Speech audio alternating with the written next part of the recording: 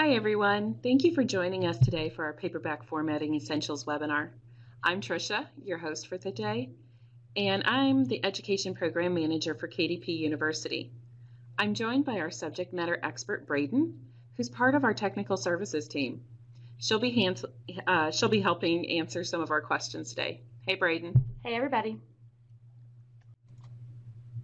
When I was in high school, I discovered the two great loves in my life, cooking and reading. My mom had this shelf of cookbooks that I loved looking through, and I loved the thought of exotic ingredients and imagined what all the beautifully photographed pictures tasted like. If I wasn't looking through the cookbooks, I was reading fiction like mysteries, adventure, fantasy. These genres took me on adventures through food and story. No matter what genre, I knew what to expect when I opened a book. A list of exotic ingredients followed by instructions on how to combine them into a delicious dish, or a beautiful chapter title page followed by easy-to-read text. The power of books is not just in the writing, but also in the way it looks. If I opened the cookbook and I didn't see a list of ingredients with measurements followed by instructions, or if the interior of the novel I was reading was difficult to read, I would have missed out on two great loves in my life.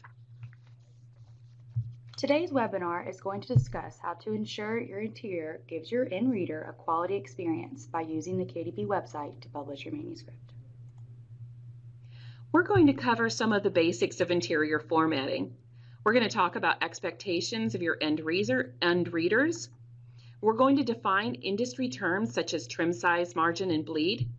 And since the majority of KDP publishers use Microsoft Word to format their manuscripts, we're going to demonstrate setting up trim size, margins, and bleed in Microsoft Word.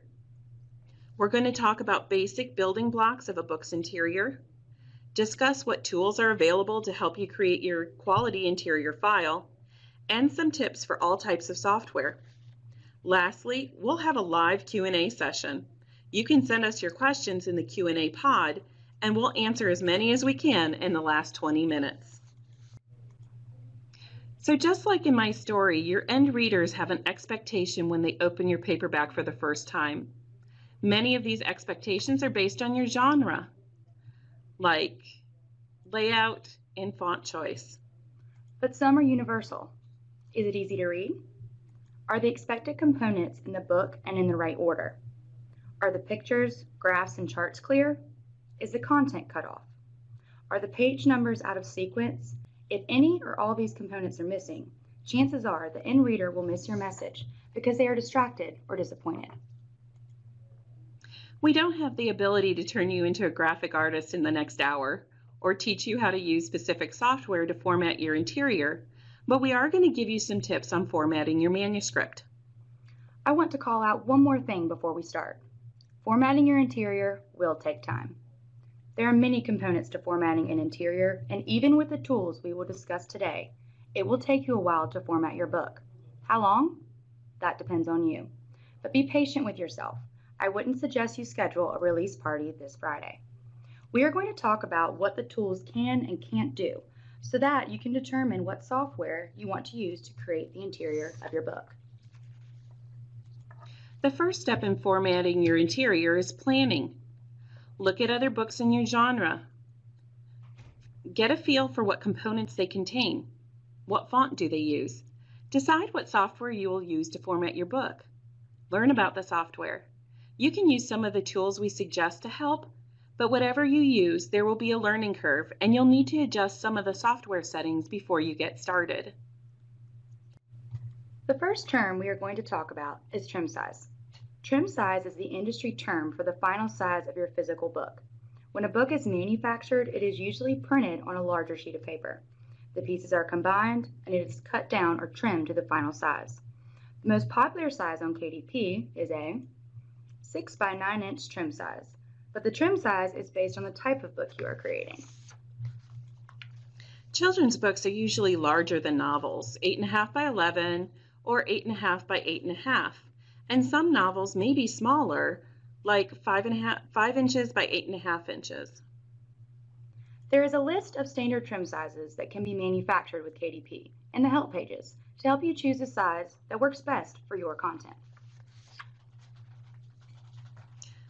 The trim size for your book should be set up in your file. Later in the webinar, we will talk about the Print Previewer tool, which can show you issues with trim size.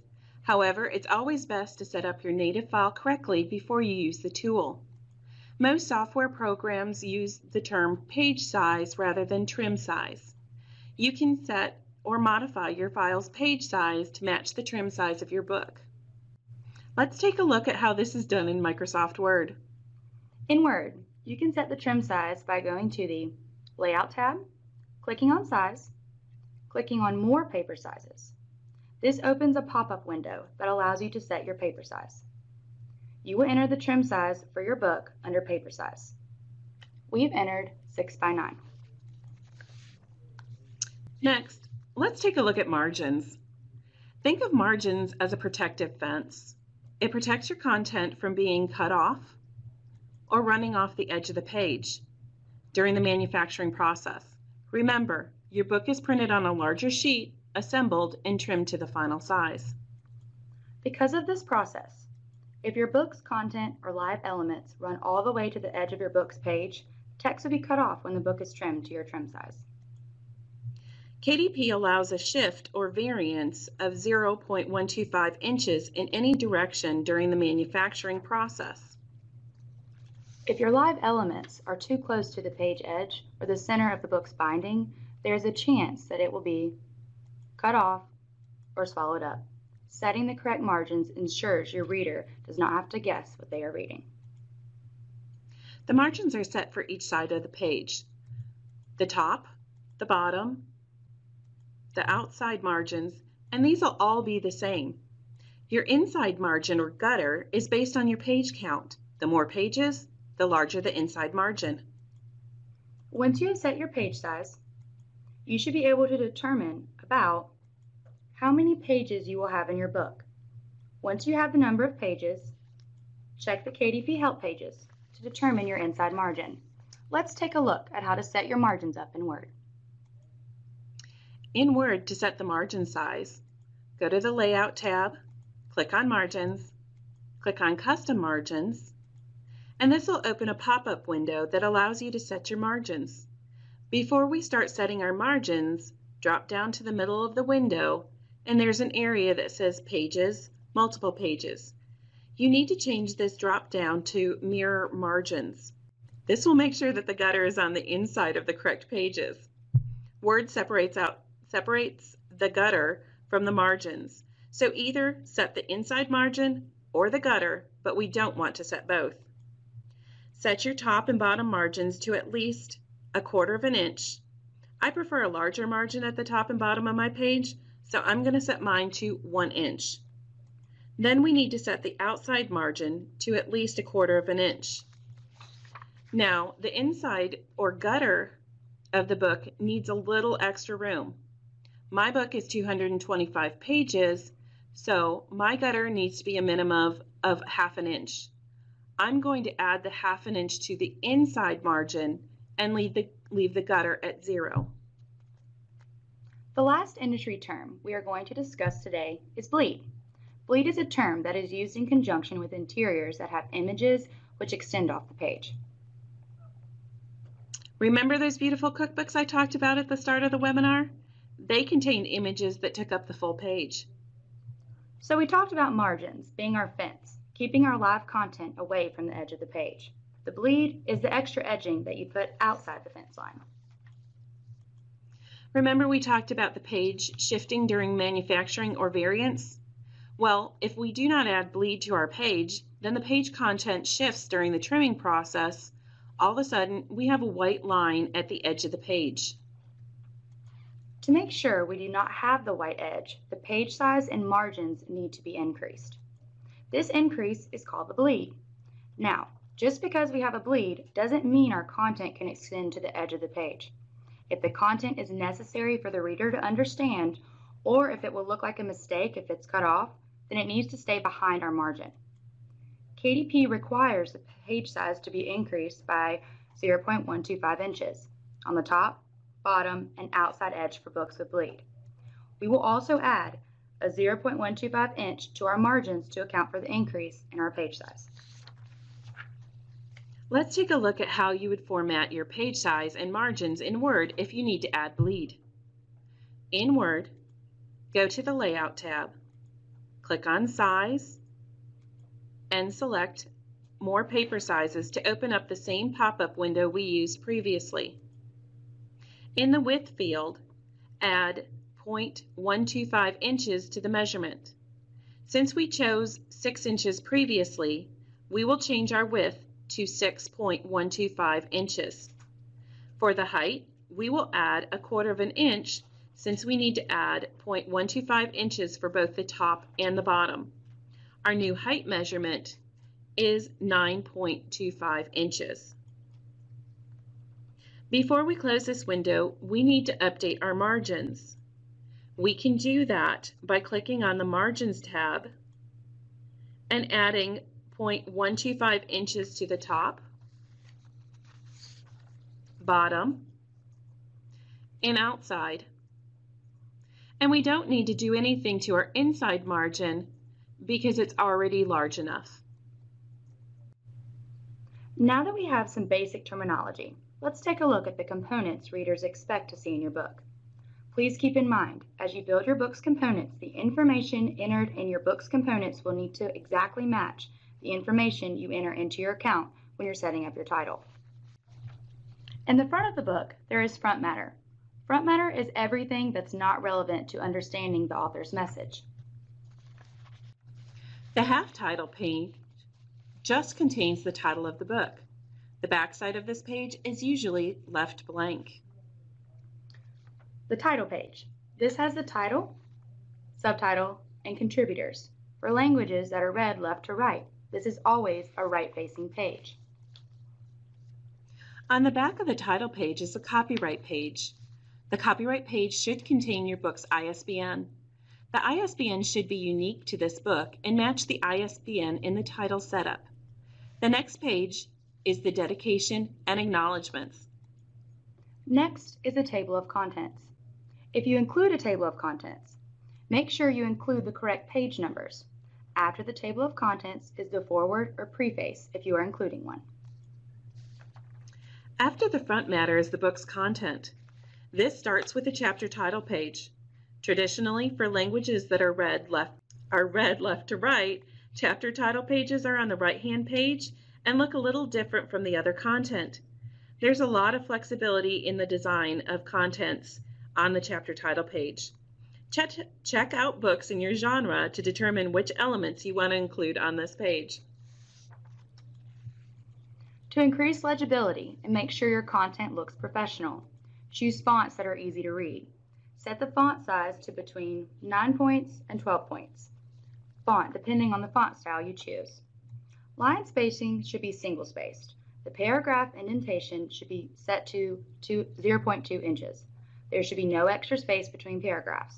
Remember, the goal is to create a book that is easy to read and looks professional. Many books contain headers and footers. This is why I made the top and bottom margins 1 inch, so I can add a header with my title on the right page and my author name on the left, and my page numbers at the bottom, and I still stay within my margin. There's a couple things to keep in mind about your header and footer content. Make sure that the information in your headers match the title page and that your page numbers are sequential. You can use Roman numerals for your front matter and change to natural numbers at chapter 1, but after that, don't change the sequence or type of page numbers. Your readers will think that pages are missing or they have the wrong content if the page numbering changes after chapter 1 begins. At the end of the book is your back matter. This includes appendices, bibliography, glossary, index, and the author bio. These are not required, but it's nice for your readers. Unlike the front matter, the page numbering should not change from natural numbers you use throughout the book, and they should not start over.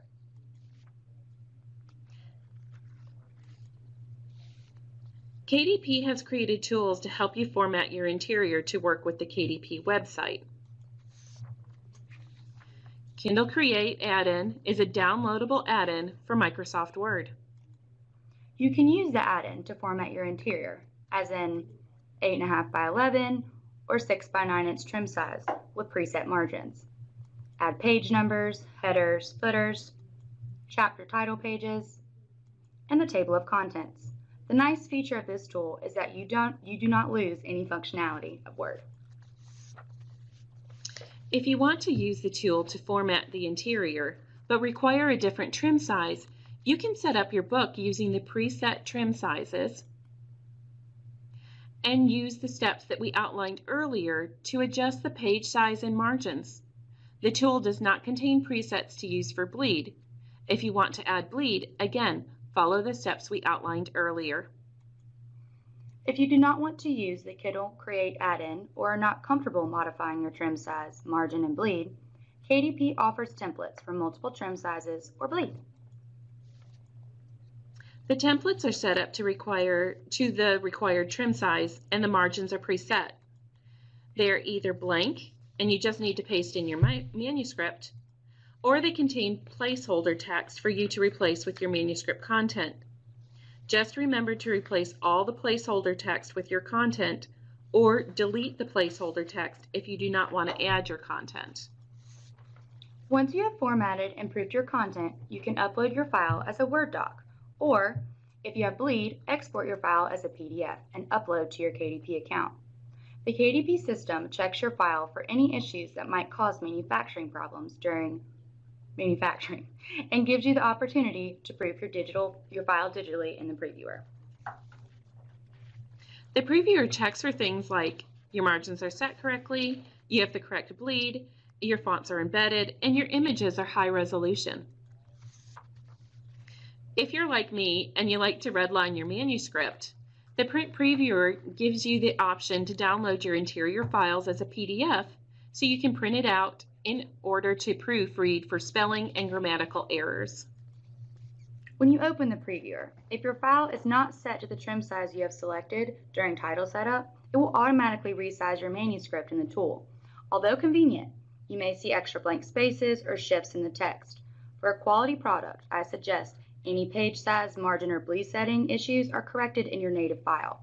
You can make these corrections by following the steps we discussed previously or following the steps in the KDP help pages.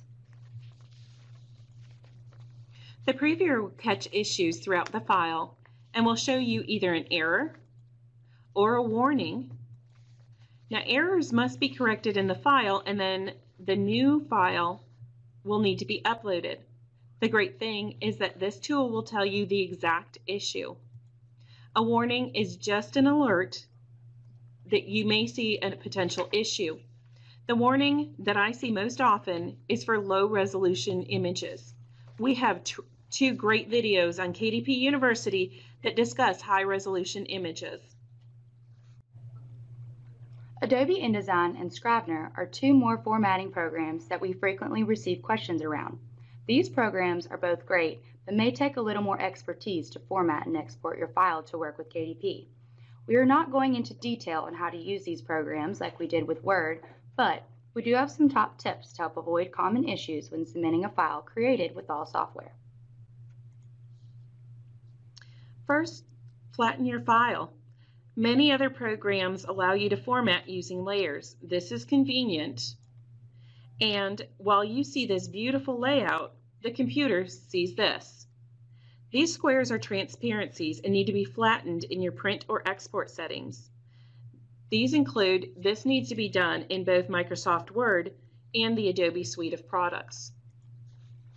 Next is embedding your fonts. Not all fonts are the same.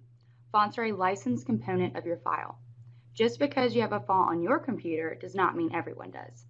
Make sure you have purchased the right to use your chosen font.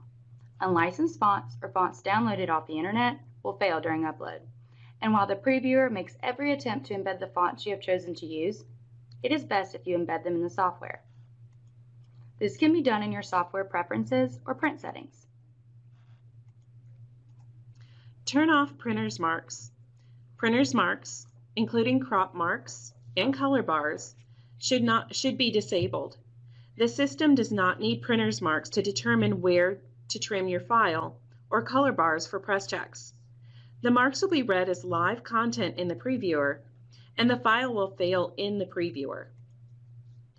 Again, this can be done in the preference or print settings of most software. Use the software help pages, or find a book on how to use the software.